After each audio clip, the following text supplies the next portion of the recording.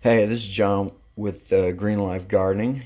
I just want to talk to you guys today about my favorite fruit tree on earth, and that is the purple mangosteen tree, also known as Garcinia Mangostana.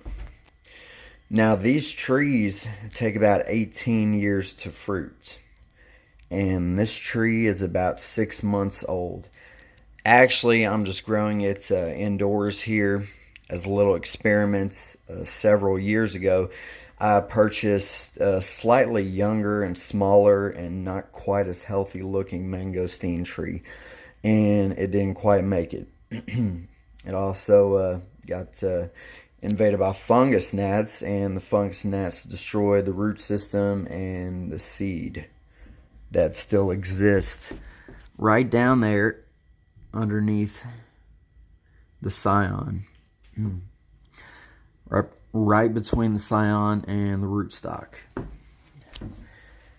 Now, specifically today, I wanted to talk to you guys about transplanting mangosteen trees. Now, the first thing you want to keep in mind is that they have an extremely delicate taproot. See that right there? It's a large root right there. You can also see underneath here, you can see it. Maybe. I made a cut, right there. I took a razor blade, just like that one, really sharp one, and I was extremely careful, and I cut around the taproot. And what you want to do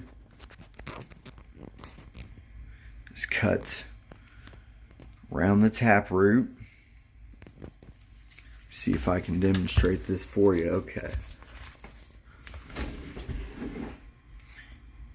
You're going to say take razor blade, cut it right here. Close enough to the taproot, right where it's coming out. Make sure you don't give it any nicks at all. And cut it straight all the way up the container.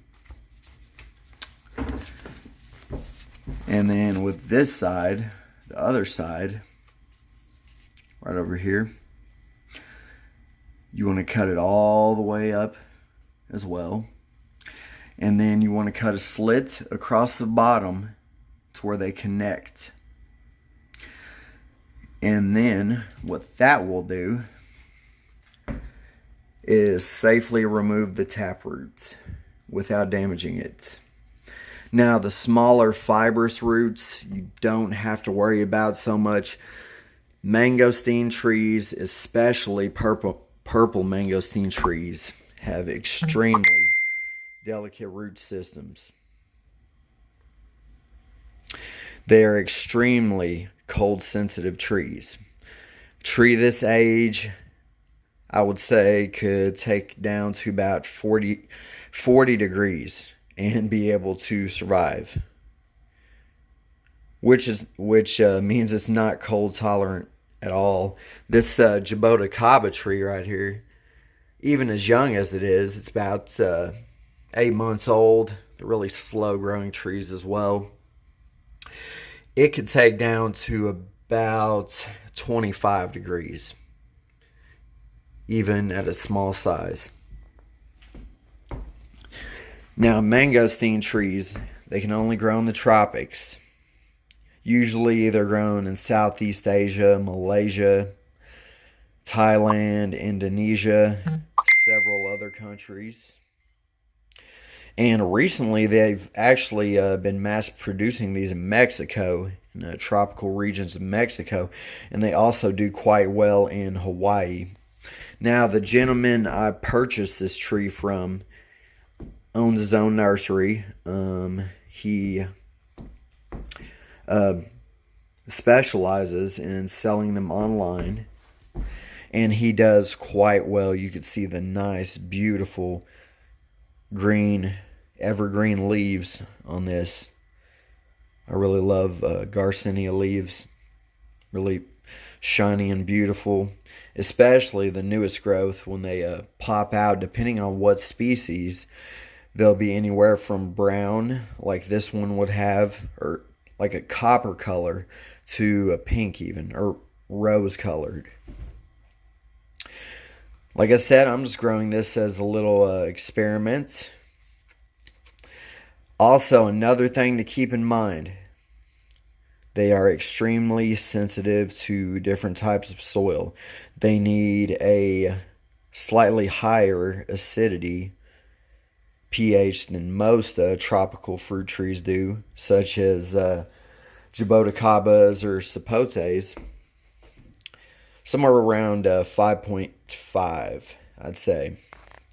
And you can see they have crushed up, I think that's like crushed up oyster shells,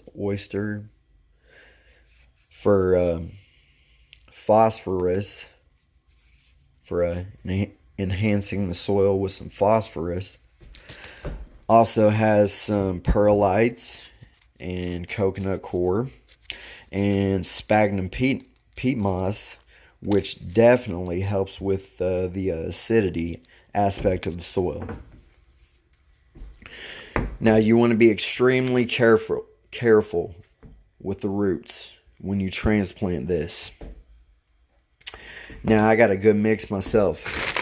Got some organic potting soil with pretty much the same stuff. Organic compost, perlite, coconut coir, small amount of sand. And then, of course, I have the worm castings. No soil would be complete without some good fresh worm castings. I wouldn't specifically recommend this brand. I'd say any brand with fresh castings is good. And I would transplant it into a container about this big. You can see the size difference. Yep. And just put a good mix of the worm castings with the organic potting soil with all that good stuff in it. Water it frequently, especially Garcinias, or in fact, especially purple mangosteens. They're super tropical. They're in the wild. They're normally found growing next to riverbanks, so they do need quite a bit of moisture. And as I mentioned previously, the root system is extremely delicate and sensitive, especially to pests, such as fungus gnats. That's also why I recommend using diatomaceous earth. And you have to make sure the diatomaceous earth is dry on top. It's not all wet and clumped together. Otherwise, when insects, fungus gnats, aphids, whatever, crawl through it, it wouldn't be much effective whatsoever. It's my little Kent mango tree, doing quite well. And here's the diatomaceous earth. And hopefully, within a few months, if I see some new growth out of this purple mangosteen tree, I will do an update video and let you guys check it out. One last thing about these trees. Especially at this age, they're also extremely sensitive to sunlight. You cannot have them in full sun, not even partial sun. A small amount of sun, maybe an hour a day. Definitely not an hour a day of sun if you live somewhere like Arizona or even Florida.